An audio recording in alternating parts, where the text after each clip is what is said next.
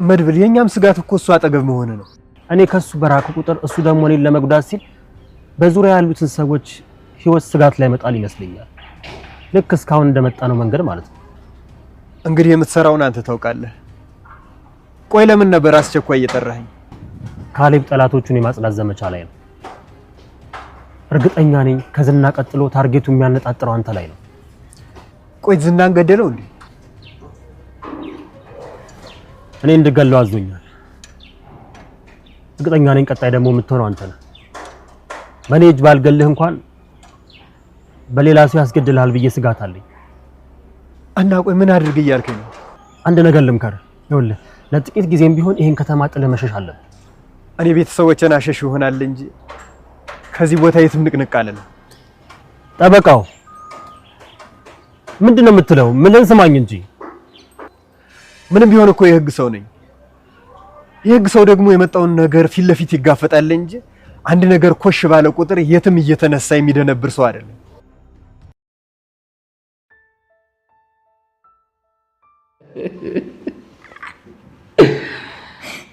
አይገርም በብዙ ስቃይና መከራ መካከል የተገኘ ድል በል እውነት ግን አብረህ ሄድት ሞት ነበር ዝና እኮ ሊገልህ ይችል ነበር እንዴ ባንቺ ከመጣ ሺሞት ቢመጣ ሁሉንም ለመቀበል ዝግጁ ነኝ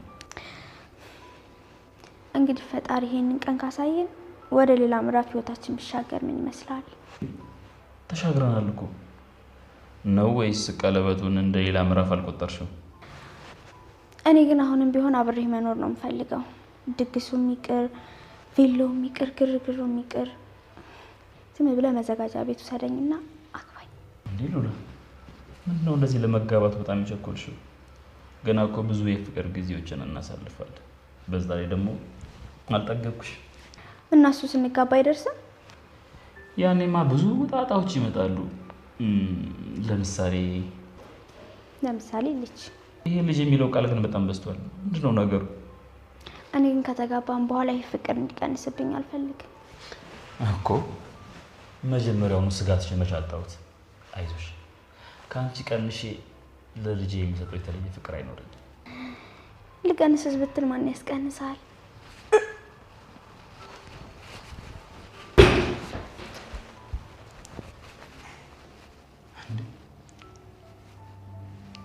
ይሄ ነገር ምንድነው በጣም ተደጋገመ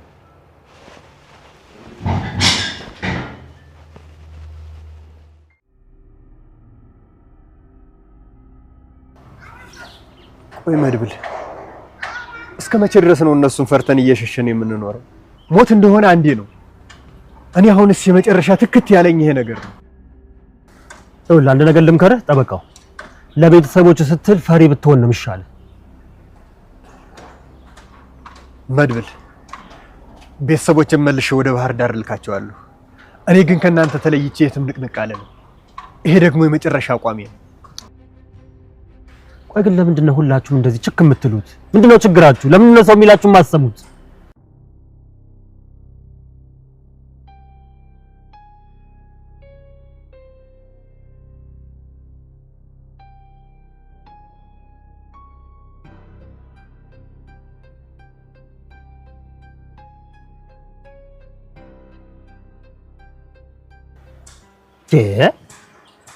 ይኸው ካሌብ ደወለ ደሞ አሁን ደውሎ ምን ሊያዘኝ ነው ሄሎ ካሌብ ከዛ ጠበቃ ጋር ምን እየሰራ ነው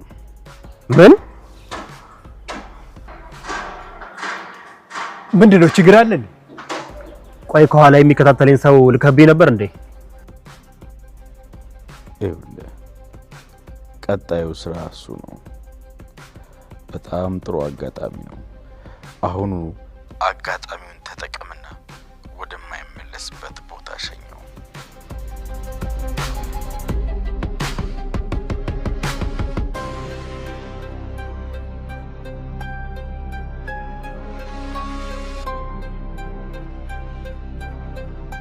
የተደነጋገረ ይመስላል ክሩንም በቴፑ ከትቻ አስደመጥኩት በመጨረሻም ታሪኩን ዘርዝሬ ነገርኩት ከመጠን በላይ ልቡ የተነካ መሰለኝ። ብዙ ነገሮችን ተነጋግረን ስናበቃ ካሴቱንና ጽሑፉን እንደሚፈልገው ገለጸልኝ። ኮፒና ቅጂው ስላለኝ ሳላንገራግር ፈቀድኩለት። ሁለቱንም ይዞ ለመሄድ ሲነሳ አንቺ ራስሽ ደንበኛ ዲቴክቲቭ ወጥቶሻል ነበር ያለኝ። ወዲያውም ጎረቤቴ ፀሐይ ባለ ግሮሰሪዋ በዝግታ ገባች። ከሁሉም ይልቅ ያስተዛዘነችኝ እሷ ነች። በሐዘኔ ቀናት ከኔ አልተለየችም። መታሰቢያንም ልክ እንደ እናት ነው ጧትና ማታ ገላውን እያጠበች የያዘችው። አረፍ እንዳለችም እንዴት ሆንሽ? 100 አለቃው ሲገባ አይቼዋለሁ። ያለ ወትሮ ብዙ ሲቆይ ምን አግኝቷት ይሆን ብዬ ነበር። ለመሆኑ ምን አለሽ? ስትል ባንክሮ ጠየቀችኝ። እባክሽ ነገራቸው ሁሉ አልገባኝም ስል መለስኩላት ሳልረጋጋ። እነሱ እኮ አለች ፀሐይ እንደ ልማዷ አፏን እያበሰች፣ አመላቸው አይታወቅም፣ ምናልባት ምናምን ፈልገው እንደሆስ ትክ አድርጋ በንቃት ተመለከተችኝ። ሳልጠረጥር እኮ አልቀረውም፣ ግን ያቺስ በዛ በኩል ገፍታበት እንደሆነስ ጉዳያችን መክኖ ሊቀር አይደለም አልኳት የውስጤን እየደበቅኩ። ያቺስ ያልኳት እማዬን ነበር። ሊሆን ይችላል አለች በመረታት አይነት ወደ ፎቶው እየተጠጋች። እኔም ጠርጥር ያለው ግን ያንን የመሰለ ልጅ ደመከልብ ሆኖ መቅረቱን ያሳዘነኝ። አሁን በዛ ሰሞን በምሽት መተሽ ጓዳ ውስጥ ተሸሽገሽ ተሰማና ሞገስ ሲነጋገሩ ያዳመጥሽው ጆሮሽ የሰማው ነገር ቀላል ነው? ትዕዛዝህን ፈጽማለሁ እያለ ሞገስ ሲዝት ምን ሰምተሽዋል? ለአንቺ ምኑን አወራሻለሁ? እንዳሰበው አደረገ። ተሰማም ሱሪ ታጥቋል።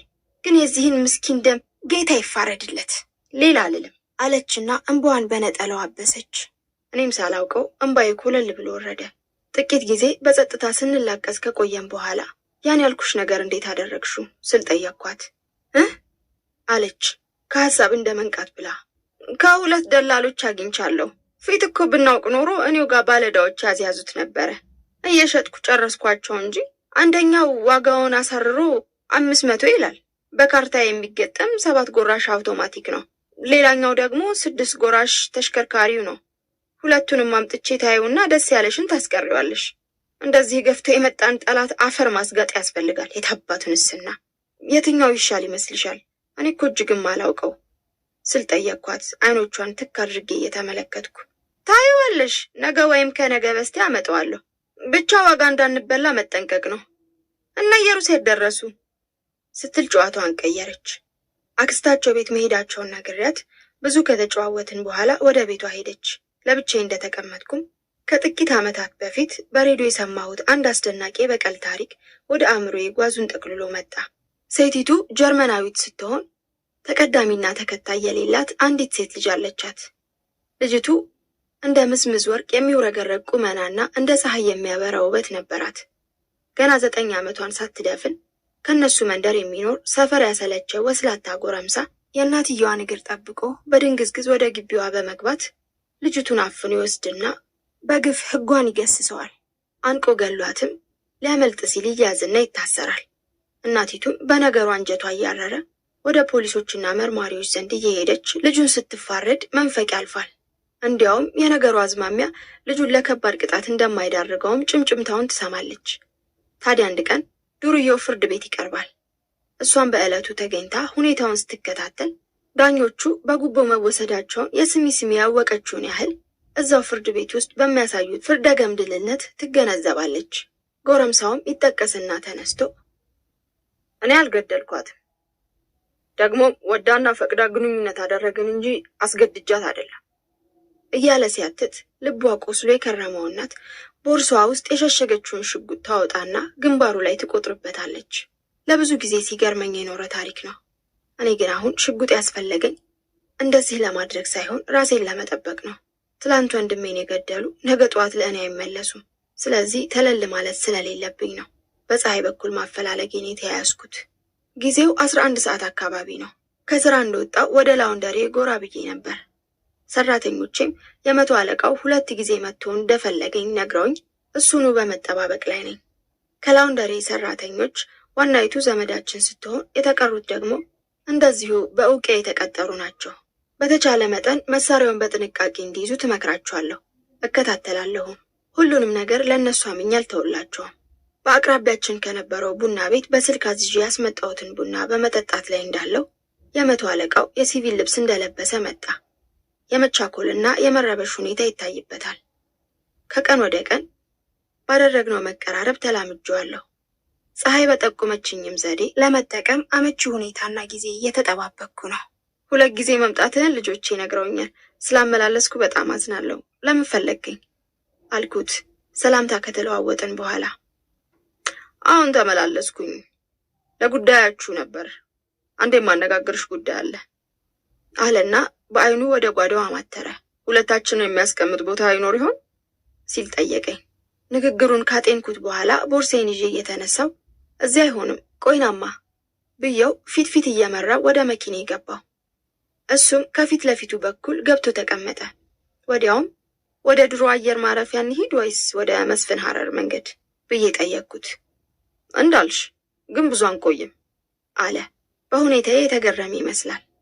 ብዙም ሳላስብና ሳልጨነቅ ወደ መስፍን ሐረር መንገድ ይዤው ሄጄ ሰፊ መናፈሻ ካለው ሆቴል ገባን። መኪናዬንም አቁሚያት ወደ ውስጥ ዘለቅን። ቤቱን ካሁን በፊት ገብቼበት አላውቅም። ያማረና ጽዱ ነው። በስተግራ በኩል አንድ ባዶ ክፍል ገባንና ምን ይምጣልህ ስል ጠየቅኩት። እንደማሰብ አለና ባይገርምሽ ከስራ ብዛት የተነሳ ምሴን አልበላውም። ቅቅል ይምጣልኝና ቢራ ጠጣለሁ አለ። እኔ ግን ምግብ ስላላሰኘኝ ቢራ ብቻ ትዤ ምን አዲስ ነገር ተገኘ ስል በጉጉት ጠየቅኩት። ምንም አዲስ ነገር የለም። በእናትሽ በኩል አንድ ዶሴ በፍተሻ ስለተገኘ በአንቺ በኩል የምታውቂው እንድትነግሪኝ ነው አለኝ። ቀልጣፋው አስተናጋጅ ያመጣለትን የበግ ቅቅል ለመብላት እየተመቻቸ። የምን ዶሴ አልኩት እየተገረምኩ። እሱን እንኳን ሳታውቂው አትቀሪም። እናትሽ በእሷ በኩል ይፈጸም እንደው እንጂ እኔ የማውቀውም የለ ብለው ዘግተዋል አለኝ በትልቁ ጠቅልሎ እየጎረሰ። አጎራረሱ ደስ አለኝ። እንደ ኢንጂነር ነው። ኢንጂነር ቶሎ ቶሎ አይጎርስም። እንጀራውን በትልቁ ይቆርስና ወጡን ደህና አድርጎ አጥቅሶ እንደገና የነካካውን ጨምሮ ከዚያም ሌላ ደረቅ እንጀራ በጥቆ ተመልሶ ወጥ አስነክቶ አንዳች ካሳከለ በኋላ ነው የሚጎርሰው። ታዲያ የዚህኛውም ቅጥ እንደሱ ስለሆነ ደስ አለኝ። ምን አለ ግልጽ ብታደርግልኝ ስል ደግሜ ጠየቅኩት። ምን መሰለሽ አለ በጉርሻና ጉርሻ መሃል ቢራውን እየተጎነጨ። ዘቢ ወደ ካናዳ ሊሄድ ማቀዱን መቼም ሳታውቂው አትቀሪም በማስተማመን አይነት መልከት አደረገኝ። እኔ ግን እንከፍ አልኩት በሆዴ። እናም ሌሎች መርማሪዎች ቤቱን በተለይም የእሱን ክፍልና ቤተ መጽሐፍ ሲፈትሹ ዶሴውን አገኙት። ተሰማን ገድሎ ለመሄድ እቅድ እንደነበረው የጽሑፍ ማስረጃ ተገኘ። ከእኔ ጋር ጉዳዩን ለማጣራት የተሰማሩት የስራ ባልደረቦቼ ከአንቺ የወሰድኩትን ካሴትና ወረቀት ተመልክተው አድሏዊ ምርመራ እያካሄደ ነው በማለት ለበላይ አካል አመለከቱብኝ። አሁን ይኸውልሽ በአንቺ ሰበብ ባለቀዬ እንኳ ተመርዣለሁ። መቼም ምን ትለኛለሽ ብዬ ነው እንጂ እዚሁ እንኳ አብረን መግባታችንን አንዱ በላባይ ቢያይ ለአለቀዬ ሹክ ብሎ እኔን አስመርዞ ይሾምብኛል። መቼም አበሻ ወንድሙን እያረደና እያሳረደ ነው የሚሾሙ የሚሸለመው። ስለዚህ ነገሮችን ማከናወን ያለብን በጥበብ ነው አለና የበላበትን እጁን በማበሻ ወረቀት ጠራርጎ 1-2 ካገሳ በኋላ ቢራውን ተጎነጨ። ረብ ያለው ውለታ የማይውል የእንጨት ምንቸት መሆኑን ወዲያውኑ አወቅኩ። ካሴቱንና ወረቀቱን የወሰደ ሰሞን በዚህ ማስረጃ ብቻ ለጥብስ ነው የማደርሳቸው አይዞሽ ብሎኝ እንዳልደነፋ ሁሉ ዛሬ ቃሉን አግድሎ አዲስ ሰው ሆኖ መቅረቡ አበገነኝና አንተ ነገሩን መጨረስ ካቃተ ካለቆቹ ጋር አገናኘኝ ወይም እኔው ራሴ ላመልክት። የዘቢብ ካናዳ መሄድ ከሞቱ ጋር የሚያገናኘው ነገር የለም። የታሰሩት ወንጀለኞች የወጠኑትን ሴራ በጉልህ የሚያሳይ ማስረጃ ከማቅረብ ሌላ ምን አባቴ ላድርግ?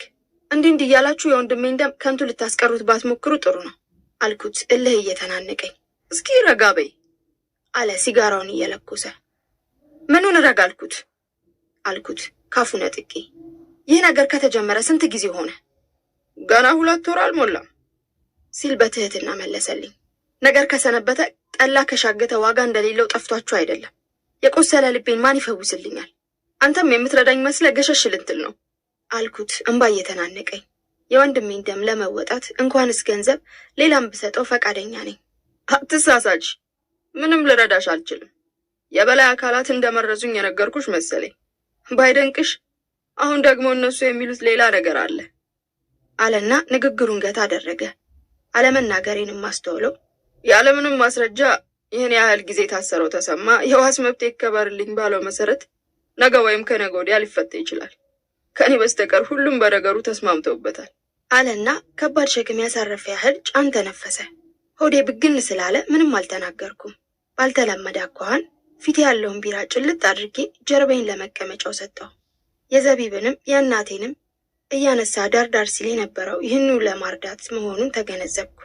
በተጨማሪም አለ ጠረጴዛውን እየተመለከተ፣ አንድ ግልጽ ላደርግልሽ የምሻው ጉዳይ ቢኖር የሰዎቹ አዝማሚያ ባንቺ ላይ ማተኮሩ ነው። እቴቱ የምትባለው ሰራተኛሽ ዘቢብ አምሽቶ መሄዱን ተናግራለች። እናትሽም እዛው ይፈላለጉ እንደ ፍጥርጥራቸው ብለዋል። ትዕግስትም እኔ ምንም አላውቅም፣ ወትሮም የዘቢብ ግብብነት ከዲና ጋር ነው። ሰውየው ቤት ካላደረ እናቴ ይህንን ወንጀል ትፈጽማለች ብዬ አላምንም ብላለች። ይህንንና የመሳሰለውን በመያዝ ሌሎች መርማሪዎቹም ነገሩን በሌላ ተርጉሞታል። ይኸውም በልቅሶ ጊዜ የነበሩት ሰዎች ከፊሉ እናትሽ በእጅ አዙር እንዳስገደሉት ያምኑትን፣ ጥቂቶች ደግሞ እንዳይዋረሳት ስለፈለገች በገንዘብ ሰዎችን ገዝታ ያስገደለችው ዲና ነች። ትዕግስት ምንም አታውቅም፣ ያሉትን ይዞ ባንቺ ላይ አተኩሯል አለና አሁንም ጫን ተነፈሰ። በጣም ስለበሸኩ ሌላስ የምትጨምረው አለ ስል በስላቅ ጠየቅኩት። ሙች ቀልዴን አይደለም፣ የምርመራ ስራው ውስብስብ ነው። ሟቹ አንቺ ጋር ማምሸቱን አምነሻል። ተጠርተሽ እንደደረሽም ላይ ወደቅሹ የአስከሬኑ የቴክኒክ መረጃ ለማጥፋት እንደተደረገ ተወሰደ። ያም አልበቃ ብሎ አስከሬኑ ወደ ቤት እንዲገባና በርካታ ሰው እንዲነካካው ተደረገ። በዚህ ላይ ራስሽ ያቀረብሽው ካሴትና ወረቀት ተመልሶ ባንቺ ላይ የሚመሰክር ሆነ። ይኸውም እጅግ በረቀቀ ዘዴና ጥበብ ይህንን ግድያ አስባና ስልታ ፈጽመው ሊሆን ይችላል ወደሚል ግንዛቤ ላይ መርማሪዎቹ ደረሱ። እንግዲህ ይታይሽ፣ በአንደኛ ደረጃ ተከሳሽ ያደረግሽው ተሰማ ቤታችሁ ካላደረ፣ አንድም አይነት የአሻራ ማስረጃ ካልተገኘበት እንዴት አድርገን በይሆናል ብቻ ሙሉ ለሙሉ ተጠያቂ እንዳድርገው? በቡድን ውስጥ አንቺን የሚደግፍ ሀሳብ ሰነዝር ለራሴም ስለሚያዘጋኝ አፌን ይዤ ጭጭ አልኩ። እጅ ከፍንጅ የተያዘ ነገር የለም። ሞገስም ቢሆን ከተሰማ ጋር የረባ ግንኙነት እንደሌለው ነው ቃሉን በተደጋጋሚ ሰጠው። ከተሰማ ልጆች መሃል አንዱን በአሻራ ምርመራ ሰበብ አስረነው ነበር። አጥጋቢ ስላልሆነ በዋስ ተለቋል። እስቲ ራስሽ ፍረጁ አለና በሰፊው ተነፈሰ። ግን እናንተ ምን አይነቶቹ ናችሁ? እንዴት እንደዚህ ትመለከቱታላችሁ? ይሄ የሰይጣን ቁራጭ ወንድሜን አርዶ አበሳውን በእኔ ላይ ሲያብስ ፍትሄ ነው? ይህን የመርማሪዎች ጥበብ? እንባ እየተናነቀኝ በምሬት ነገርኩት። ይህንን ሁሉ እኮ ነግሬ ነበር ሲል አስተባበለ። እነሱ የሚሉት በህግ ፊት ከሳሽም ሆነ ተከሳሽ እኩል መብት አለው። መረጃዎች በከሳሾች ተበለሻሽተዋል። እጅ ከፍንጅ የተያዘ የለም። ተከሳሾች በሙሉ የክህደት ቃላቸውን ሰጥተዋል። ተከሳሽ ደግሞ ስለተጠረጠረና ስለታሰረ ብቻ ወንጀለኛ ሊሆን አይችልም። በአንጻሩ ወንጀለኞች በማሳሳት አስፈርደው ንጹሐንን በራሳቸው ገመድ ሊያስገቡ ይችላሉ የሚል የምርመራ ስልት ስላለ ጉዳዩን በስፋትና በጥልቀት በሌላም አቅጣጫ እንመልከተው ነው። የፍርሃት ስሜት ፊቱ ላይ ይነበብ ነበር። እንግዲህ ዲና ነች ዘቢብን ያስገደለችው የምትሉት? አልኩት በደረቁ እየሳኩ። ርድብን ብያለሁ። ፈጽሞ ያልጠበቅኩት ሁኔታ ነበር።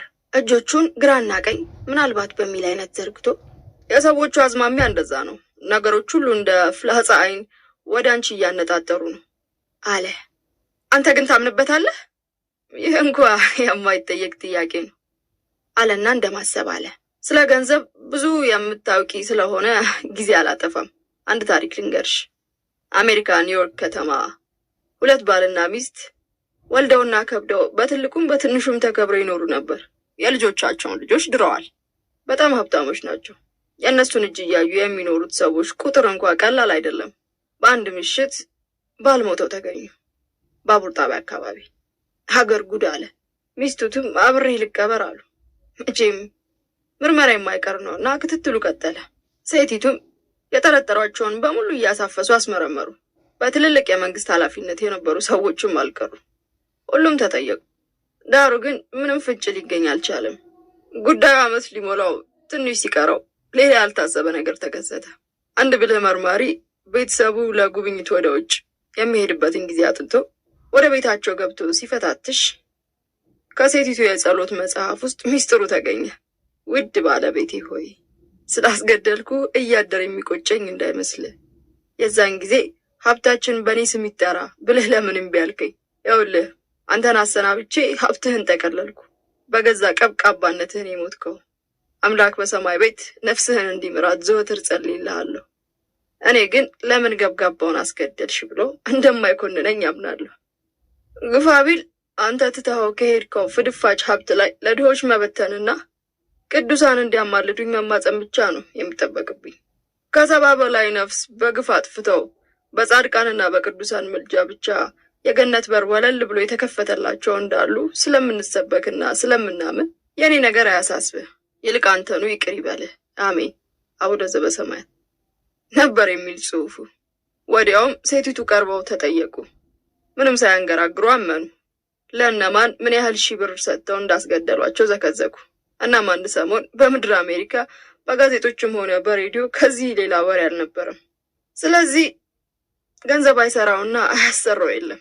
እንኳንስ የአባትሽ ልጅ ብቻ የሆነውን ይቅርና እንደዚህ ወልደው የከበዱትም በገንዘብ ሰበብ ይጋደላሉ። እናም መጠራጠር የስራችን ዋና ባህሪ መሆኑን አትዘንጊ አለና ተቁነጠነጠ። ሆዴ ቢበግንም ራሴን ጎንበስ በማድረግ ሊሄድ እንደሚችል ነግሬው አሁንም ቢሆን የተቻለውን ያህል እንደሚረዳኝ ቀባጥሮ ወጣ። ላደርስህ እንኳን አላልኩትም፣ ጨሻለሁ። የነገሩን የሂደት አዝማሚያ ቀስ እያልኩ አብሰለስለው ጀመር። ዘመድ አዝማዱ በእኔ ላይ መደፍደፉን ነግሮኛል። የመርማሪዎችም ኢላማ ሆኛለሁ። ማንም መንገድ ኃላፊ በፈጸመው ወንጀል እኔ ሊጠየቅ ነው ማለት ነው።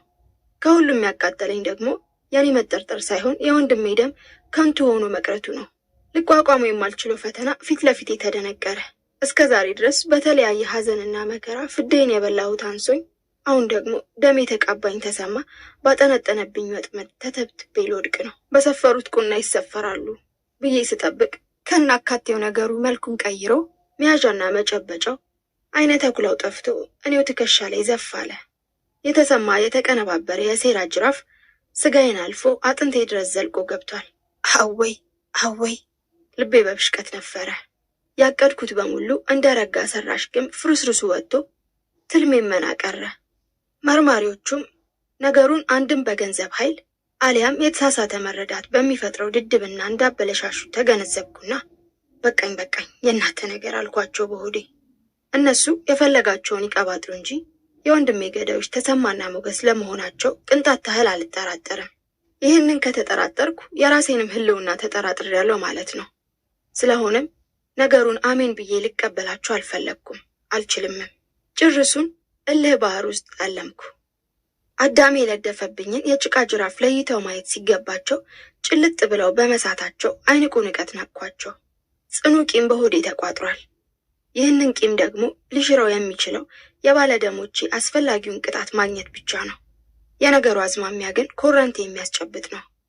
በጣም ያበገነኝ ደግሞ የትዕግስት ራሷን ንጹሕ ማድረግና ከነገሩ ገለል ማለት ነው። በጣም ገረመችኝ። የኔ ልብ ግን ከሸፈተ ቆይቷል። የሰዎቹን ነገር ተጠብቤ ያብሰለሰልኩት፣ አውጠነጠንኩት። ዳሩ ግን ውሃ ቢወቅጡት እምቦጭ ሆነብኝ። በሸርና በክፋት በተንኮል እውነተኛውን መስመር የሳተ ሰውን ከመመለስ የበለጠ አስቸጋሪ ስራ እንደሌለ አውቃለሁ። የዚህን የመቶ አለቃ የበላዮች በምን መንገድ ላሳምናቸው እችላለሁ? አንድ የተሳሳተ ፈር ይዘዋል። ለመሞከር አስቤ ነገሩን ስመረምረው ሙትት ብለው ከደከሙ በኋላ አቀበት ለመውጣት እንደመጀመር ሆነብኝ። ደመኛ ጠላቴ ነገ ወይም ከነገ በስቲያ ከእስር እንደሚለቀቅ ተነግሮኛል። ሰው ሁሉ ቤቱ እየሄደ እንኳን የንጹሕ አምላክ አስፈታ እያለ ሊቀበለው ነው። ወይኔ አልኩ ለራሴ። እንዲያው ወይኔ እንግዲህ በመንገድ ላይ ቢያገኘኝ ምን አባትሽ ትሁኝ የልቤን ሰርቻለሁ እያለ ሊያስካካብኝ ነው። ይህን ባሰብኩኝ ጊዜ ፊቴ ጭው አለ። የተወለድኩበትን ቀን እንደ ኢዮብ ረገምኩ። በሌላ በኩልም ድንገት መርማሪው አውቆ ሊያውጣጣኝ ያደረገው እንደሆስ የሚል ጥያቄ ብልጭ አለብኝ። ሆኖም ተጨንቆና ተጠቦ እንደነገረኝ ሳስተያየው አልመስልሻለኝ። እውነት በአደባባይ ስትረገጥ ዝም ብዬ ተመለከትኳት። ሕይወቴን ጠላኋት። እኔም እንደ ሌሎቹ ጓደኞቼ ከባለቤቴና ከልጆቼ ከዘመድ ወንድም እህቶቼ ጋር በሰላም ለመኖር ነበር ከመነሻ የወጠንኩት። ሆኖም ግን ያልፈለግኩትና ያልጠረጠርኩት ዱብዳ በሕይወቴ ላይ በተርታ አለፈ። ሰው ከመነሻው ባላሰበው ትግል ውስጥ ነፍሱን እንኳ ሰጥቶ የሚገባው ወዶን ሳይሆን ባልጠበቀው ተጻራሪ ኃይል አስገዳጅነት ጭምር መሆኑን በውል ተገነዘብኩ። እኔም እዚህ ሁሉ የመከራ አረንቋ ውስጥ እንደምዘፈቅ በህልሜም በሆኔም አላሰብኩም ነበር። ሁኔታው ግን በግራና ቀኝ እየገፋፋ ሳልወድ በግዴ ለዚህ አበቃኝ። እዛው ተቀመጥኩበት ወንበር ላይ ከጥቂት ቀናት በፊት ስለዚህ ነገር አንስተን ስንጨዋወት ፀሐይ የነገረችኝ ትዝ አለኝ። ያን ሰዓት ሽጉጡን ገዝቼ ገንዘቡን ይዤ ልሰጣት ቤቷ ሄጄ ነበር። የንጹህ ደም በከንቱ ይቀር እንዳይመስልሽ። እውነት ትቀጥናለች እንጂ አትበጠስም ፈጽሞ። ሞታ ብትቀበር እንኳ ዳግም በታምር ትነሳለች። እነዛ ጠልተው የገደሏት ሁሉ ያያታል። ስለዚህ ተስፋ አትቁረጪ። አመቺ ጊዜና ቦታ ካገኘሽ ግንባሩ ላይ አብሪበት፣ ያበጠው ይፈንዳ። ለሌሎችም ክፉ አድራጊዎች መቀጣጫ ይሆናል። ብቻ ሁለት ልብ ሆነሽ አትወላዊ። ወይ እንደ እህትሽ እርግፍ አድርገሽ ታዩ፣ ወይም ገፍተሽ የክርሽን ስሪ ነበር ያለችኝ ስለተሰማ ልጆች በእሷ ግሮሰሪ አካባቢ መታየት ስትነግረኝ። እርግጥ ነው በልጅነቴ ከወንድ ጋር ግብ የምገጥም ደፋር እንደነበርኩ ትዝ ይለኛል። ወንዲላ ባልሆንም ጥቃትን የማይቀበል እልህኝነት አብሮኝ አድጓል። በተማሪዎች ረብሻ ጊዜ እንኳ ሱሪ ታጥቀን እንሰራ የነበረውን ገድል ከቶ አልረሳውም። ከግፈኞች ጋር በነበረው ትንቅንቅ እስርም ግርፋትም ቀምሻለሁ። በደረቅ ሌሊት እየተዘጋኑ በየአደባባዩ የታረዱ ብዙ ቆንጆች ጓዶቼን ያጣው ስለሆንኩ ህይወት ብዙም የሚያጓጓኝ አልነበርኩም። ትዳር ከያዝኩኝ በኋላ ግን ያ ሁሉ ተረስቶ ገረምኩ። ልጆቼም ሲወለዱና ጊዜው ሲገፋ እየበረድኩ መጣሁ። አሁን ደግሞ ተፈታታኝ ትግል ከፊት ለፊቴ ተጋርጧል። ወኔ እንዳለ ነው። ሆኖም ግን መውለድ ያውም ተደጋጋሚ ኦፕሬሽን ጉልበቴን አልቦ ጨርሶታል። የተሰማን ጎረምሶችና ራሱን ተሰማን መቋቋም የምችል አይመስለኝም። በሌላ በኩል ግን በለስ ከሰጠኝና እውነት ከረዳችኝ የልቤን እንደምሰራ አውቃለሁ። ለሁሉም ግን መታገስና መጠበቅ እንዳለብኝ ራሴን በራሴ መክሬ ከሆቴሉ ወጣሁ። ጠጪዎች ከዳር እስከ ዳር ተመለከቱኝ። እኔ ግን ቁብ አልነበረኝም። ምዕራፍ 19 ወይዘሮ ዲና አለኝ የመቶ አለቃ ጠረጴዛው ላይ መዳፉን እያስቀመጠ። ሁላችንም እኮ ከሕግ በታችንን እንጂ በላይ አይደለንም። ስለምን ስርዓት አታከብሪ? ስራ መቅደም አለበት ባይ ነኝ። ደግሞም በየጊዜው አለቃዬ ዘንድ እየቀረብኩ ፍቃድ መጠየቅ አስፈላጊ አልመሰለኝም። እንዴት ሲል ባጭሩ ጠየቀኝ። እንዴትማ አዝማሚያችሁ ደስ ስላላለኝ ነው። እውነትን በአደባባይ ከምትረግጡ ጋር ምን መተባበር ያስፈልጋል ስል መለስኩለት። የስራ ባልደረባዬ ስራዋን አቁማ የእኛን ንትርክ እየሰማች ነው። እኛ ለሌሎች አድልተን አንቺን የምንጨቁንበት ምክንያት የለንም። አሁን ለኃላፊሽ ንገሪና እንሂድ አለኝ በሐዘኔታ እያየኝ። ጊዜ አላጠፋሁም። የብረት ሳጥኑንና መሳቢያውን ከቆላለፍኩኝ በኋላ ቦርሳዬን ይዤ ተነሳሁ። እርሱ ከሌሎች ፖሊሶች ጋር በትልቁ ቶዮታ ገብቶ ፊት ፊቴ ሲሄድ እኔም በቢጫ ዳትሰኔ ተከተልኩ። መርማሪዎቹ ዘንድ እንድቀርብ የተነገረኝ በ8 ሰዓት ነበር። ሆኖም ግን ሁኔታቸው ስላላስደሰተኝ አልሄድም ብዬ በራሴ ወስኜ ነበር። ዳሩ ግን የመቶ አለቃው ቢሮዬ ድረስ ስለመጣ ሳልወድ በግዴ ለመሄድ ተነሳሁ። ከተሰማ በዋስ መፈታት በኋላ ምርር ብሎኝ ነው የሰነበትኩት። ነዘር እባብ እንደነደፈው ውስጡን ተለብልቤያለሁ። ከትዕግስትና ከሙሴም ጋር እንደ ወትሮ ሆድ ለሆድ ተቀራርበን መወያየት አልቻልንም። እነርሱ በገለልተኛ አቋማቸው ቤታቸው ሲከተቱ፣ እኔም ከልጆቼና ከፀሐይ ባለግሮሰሪዋ ጋር ከስራ ሰዓት ውጪ ያለ ጊዜን አሳልፋለሁ። አልፎ አልፎም አጎቴ ይመጣል። አንዳንዴም እማዬ ጋር ጎራ እያልኩ ጠይቃታለሁ። እግረ መንገዴንም ከኩኩ ጋር ስለ አንዳንድ ሁኔታዎች እንወያያለን። ብዙውን ጊዜ በሐዘን ተኮራምታ ነው የማገኛት። ተሰማ ከተፈታ በኋላ በገሃድ ቤት ድረስ መጥቶ እግዚአብሔር ያጽናናሽ ብሏት እንደሄደም ነግራኛለች። በእንደዚህ አይነት ሁኔታ ውስጥ እያለው ነው እነዚህ ፉዞ መርማሪዎች ትኩረታቸውን በሙሉ በእኔ ላይ ጣጥለው በጥልቀት ሊመረምሩኝ የተነሱት። ነገሩን ባሰላሰልኩት ቁጥር በብዙ ጥፍ በግናለሁ። እንደ ጠረሰ ማጭድ ሆኜ በመቅረቴ ለራሴ ያዘንኩ። በቤታችን ላይ የተፈጸመውን እንቆቅልሽ መፍታት አቅቷቸው በከንቱ የሚደክሙትና የሚያደክሙኝ መርማሪዎችም በአንድ በኩል ሲያሳዝኑኝ፣ በሌላ በኩል ጠላኋቸው፣ ናኳቸውም። እኔን ወንጀለኛ በሚያደርግ ሁኔታ ነገሮችን እያሰማሙና እያኳኳሉ ሲያቀርቡትም ከብሽቀት የተነሳ ከት ብዬ ስቅባቸዋለሁ። ብዙ ሊሰሩ የሚችሉና ጭንቅላት ያላቸው ልጆቿን በግፍ ተነጥቃ በእንደዚህ አይነቶቹ ደናቁርት እጅ ላይ ወድቃ አጓጉል በመሆኗም በሀገሪቱ የወላድ መሃንነት እጅጉን አዘንኩ። ምርመራ ክፍሉ እንደደረስን እማዬን ትዕግስትንና ሙሴን አገኘኋቸውና ሰላምታ ተለዋወጥን። እነሱ ምርመራቸውን ጨርሰው ሲወጡ ነው እኔ ደረስኩት። አንዳንድ ነገሮችን በጨረፍታ ከተነጋገርን በኋላ መቶ አለቃው እየመራኝ ወደ ክፍሉ ገባሁ። 3 ሽንጠ ረጃጅም ጠረጴዛዎች በምስራቅ በሰሜንና በደቡብ አቅጣጫዎች ተገጣጥመው ተዘርግተዋል። የቀን መቁጠሪያ፣ ፖስተርና ሰንጠረዦች ግድግዳው ላይ ተሰቅለዋል። በሰንጠረዡ ላይ ምን ያህል ነፍሰ ገዳይ፣ ሌባና አጭበርባሪ እንደተያዘ የሚገልጽ ጠቋሚ አለ። ከበሩ አፍዛዥ የተቀመጡት የሻለቃ ማዕረግ ትከሻቸው ላይ ይታያል። 1-3 ጊዜ ለጥቂት ደቂቃዎች ያህል አነጋግረውኛል። ከፊት ለፊታቸው ካለው ጠረጴዛ ላይ ወረቀቶች ተከምረዋል። ከመቀመጫቸው በስተቀኝ 2 ስልኮች አሉ። በብርዕ ማስቀመጫው ላይ ቡኒና ጥቁር ቀለም ያላቸው ብርዖች ተሰክተዋል። ሌላ ሰማያዊ ብርዕ በጣቶቻቸው ይዘው በምገባበት ጊዜ ከግር እስከ ራሴ ተመለከቱኝ። የመቶ አለቃውም ከሳቸው በስተግራ ካለው ጠረጴዛ ጋር ተቀመጠ። በስተቀኝ በኩል ሲቪል የለበሰ ደልዳላ ሰውዬና አንዲት ጸጉረ ከርዳዳ ሴትዮ ጎን ለጎን ተቀምጠዋል። ሴቲቱ በቀይ ብርዕ የሆነ ነገር እየጫረች ወረቀቱን ለ2 አጥፋ በመቅደድ ግራና ቀኝ በመልኩ ታስቀምጠዋለች። እኔም ፈንጠር ብዬ ከተቀመጥኩኝ በኋላ ሻለቃው ጉሮሯቸውን ስለው ወይዘሮ ዲና ስለምን ቀጠሮ አታከብሪም ሲሉ ጠየቁኝ። እያንዳንዷን ቃል ረገጥ አድርገው እየተናገሩ ምላሽ አልሰጠኋቸውም። ወዲያውም አንዲት ሴትዮ ሻንጣ ይዛ መጣችና መቶ አለቃው ፊት ለፊት አስቀምጣ ልብሶች፣ ጫማ፣ ካልሲ ታወጣ ጀመረ። ልብሶቹ ሁሉ የዘቢብ ናቸው። ከሞገስ ያገኘኋት ወረቀትና ካሴቱ እንዲሁም ዘቢብ ወደ ካናዳ ለመሄድ አሰናዳው የተባለውን ዶሴ በመልክ በመልኩ አኖረችና በመጣችበት አኳኋን በእርጋታና በጸጥታ ወጣች። እናትሽም እህትሽም ሌሎቹም ትዕዛዝ ያከብራሉ። አንቺ ግን አሻፈረኝ ብለሻል። የአዝማሚያሽ ደግሞ ይብስ ሸምቀቆን ያጠብቅብሻል እንጂ አንዳች አይረባሽም በማለት ቀጠለ ታሪኩን ሻለቃው በሚጎተት አነጋገር። እኔም ለጥቂት ጊዜ በቆይታ ካሳለፍኩኝ በኋላ አሁን ለምንድን ነው የፈለጋችሁኝ ስል ፍርጥም ብዬ ጠየቅኳቸው።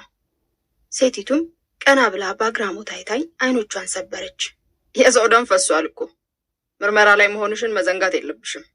እኛ እኮ እንደዚሁ የለቀቅንሽ ባስፈለገን ጊዜ ቀርበሽ ቃልሽን እንድትሰጪንና እንድትተባበሪን እንጂ ሌላ አማራጭ አተን አይደለም አሉኝ ሻለቃው አይናቸው በብሽቀት ድፍርስ እያለ። ይኸው መጣው እኮ የምትጠይቁኝን ጠይቁኝ አልኳቸው በተሰላቸ አይነት ሁሉንም አዟዙሬ እያየሁ። እንደዛ እኮ አይደለም አሉ ሻለቃው የማጅራታቸውን ግድ በነጭ መሐረብ እየጠረጉ። ሴቲቱም የፀሐይ ጨረር መከለያውን ዘርግታ ተመለሰች። ክፍሉ በጣም ይሞቃል። አንቺን ከምታህል ምሁር የሚጠበቅ አቀራረብ አይደለም ያለሽ። እናትሽንና እህትሽን ብታይ ኖሮ ትገረሚ ነበር። አቀራረብ ወሳኝ ነው። ምንም መልስ አልሰጠኋቸውም። ወለሉን እየተመለከትኩ ዝም አልኩ። የተጠቃቀሱትን አላውቅም። የመቶ አለቃው ብድግ አለና ከሻለቃው በስተግራ ካለው ጠረጴዛ ያቺን ወረቀት አነሳና ይህንን መቼ እንዳገኘሹ ብትነግሪኝ ሲል ጠየቀኝ። አፈር ብላልኩት በልቤ። ፊቴንም ቋጠር አደረግኩና የነገርኩ መሰለኝ እኮ አልኩና ጊዜውን አስታወስኩት። እናትሽ አለኝ የመቶ አለቃው ወረቀቷን እንደያዘ። ይሄ የኔ ጽፈት ቢሆንም የጻፍኩት ለዘቢብ ነው ብለዋል። ታዲያ እንዴት ከሞገስ ኪስ ልታገኙ ቻልሽ? ጽሑፉን ያሳየው እኮ ነኝ። አንተ ፈልገህ አላገኘኸውም። እሺ እሱስ ከየት የሚገኝ?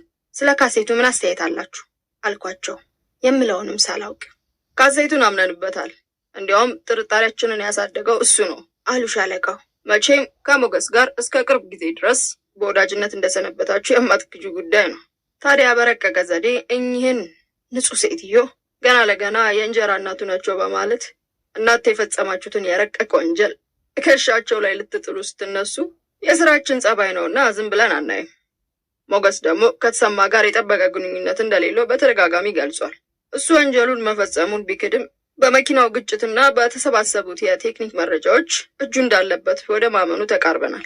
አሁን አንቺ ከሞገስ ጋር ይህንን ወንጀል ፈጽመሽ እንደሆነ ንገሪንና እንገላገል በማለት ምላሱን ማስረዘሙን ቀጠለ። እኔም እግሮቼን አነባብሬ ወቸ ጉድ ለመሆኑ ሞገስ ነው እንደዚህ ያለው ስል ጠየቅኳቸው። ይህንን እንኳ ልንነግርሽ አንችልም አሉን ሻለቃው ሁለንተናቸውን ከግራ ወደ ቀኝ እያዟዟሩ። ማስረጃዎቹ ግን አፍ አውጥተው እየመሰከሩ ነው። ስለዚህ በከንቱ ጊዜ ከምናቃጥል ንገሪን እባክሽ። እኔ እኮ የእናንተ ሀሳብ ጨርሱን ሊገባኝ አልቻለም አልኳቸው የእልህ ሲቃ ጉሮሮዬን እየተናነቀኝ። በቀደም ዕለት የሆዴን በሙሉ ዘግዝኬ ነገርኳችሁ። እናንተ ግን ይኸው እንደ ክፉ አድራጊ ትኮንኑኛላችሁ። አሁን እኔ ወንድሜን ዘቢብን እልህና የእንባ ትንቅንቅ በደንብ ሊያናግረኝ አልቻለም። ዘቢብን እገለዋለሁ ወይስ አስገድሏለሁ? ምን አለ በሐዘኔ ላይ ሌላ ስቃይ በቁስሌም ላይ እንጨት ባጨምሩብኝ። እንባዬ ሳላስበው ዝርግፍ ይል ጀመር። ወቸ ጉድ አሉ ሻለቃው። አሁን እስቲ አታልቅሺ። እድሜን ሙሉ እንደዚህ አይነት መላቅጡ የጠፋ ወንጀል አጋጥሞኝ አያውቅም አሉና በስተቀኛቸው ወደ ተቀመጠው ሲቪል ለበስ ሰውዬ እየተመለከቱ በልስኪ ራፖሩን አንብብ አሉና ሰዓታቸውን ተመልክተው ተንሸራሽተው ተቀመጡ። ሴቲቱ ግን እንደ ዲዳ ዝም ብላለች። ሰውየውም ከእግር ጫማዬ እስከ ራስ ፀጉሬ ድረስ ከተመለከተኝ በኋላ እንደ ባለ እጅ ወናፍ ቃላቶቹን ጎላ ደበብ ሰበር ቀና እያደረገ ያናፋብኝ ጀመር። ወንጀሉ የተፈጸመው በቀን ከሌሊቱ በሰዓት በግምት፣ የወንጀሉ አይነት አሰቃቂ ግድያ፣ ስፍራው አዲሱ ቄራ። ይህ ወንጀል እንደ ሌሎቹ ከባድ ወንጀሎች የተፈጸመው በደረቅ ሌሊት ነው። ሟች በገዛ በራፉ ወድቆ ነው የተገኘው። ከጉዳዩ ጋር ንክኪ ያላቸው ሰዎች ቀርበው ቃላቸውን ሰጥተዋል። የሆነ ሆኖ ወደ አንድ ተጨባጭ መደምደሚያ ለመድረስ ጨርሶ አልተቻለንም። ሴራው በጽኑ ስልት የተዋቀረና ውስብስብነቱ አስቸጋሪ ስለሆነ የመርማሪዎችን ያላሰለሰ ጥረት ጠይቋል።